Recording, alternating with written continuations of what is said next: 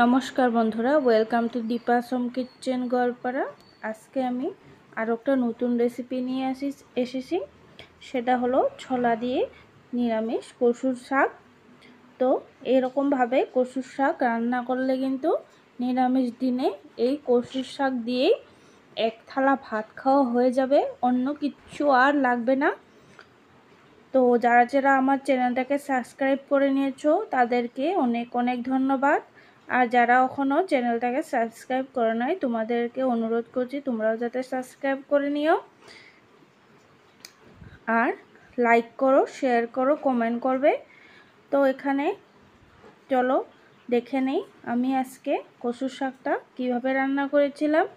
কচুগুলোকে আমি কেটে এনে ভালো করে ধুয়ে রেখে দিয়ে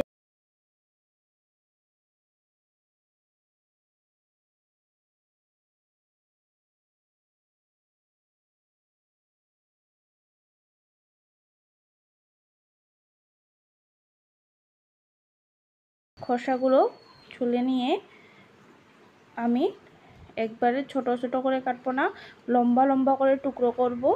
এই শাকটা কিন্তু একদম গলে যাবে আর খেতেও কিন্তু খুব মিষ্টি হয়। এই কচুর শাক রান্না করলে কিন্তু নিরামিষ দিনে খেতে খুবই ভালো লাগে। দেখো আমার কিন্তু কচুর শাক বাছা হয়ে গেছে, আমি সম্পূর্ণ কচুটাই কিন্তু বেছে নিয়েছি। দেখো এটাকে আমি একটা পাত্রে অল্প জল দিয়ে নুন দিয়ে তাতে আমি কচুগুলোকে কিন্তু অল্প ভাপে বসিয়ে দিব।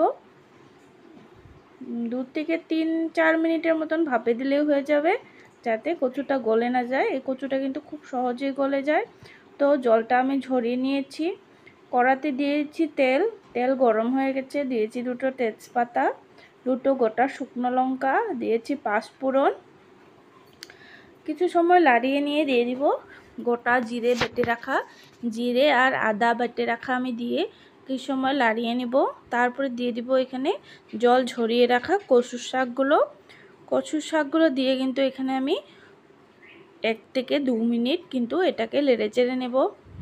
নেড়ে চেড়ে নেওয়ার পর এখানে আমি দিয়ে দিব হলুদ গুঁড়ো আর নুন হলুদ দেওয়ার পরে এখানে কিন্তু আমি কাঁচা লঙ্কার ব্যবহার করিনি, তো এখানে আমি করেছিলাম শুকনো লঙ্কার ব্যবহার।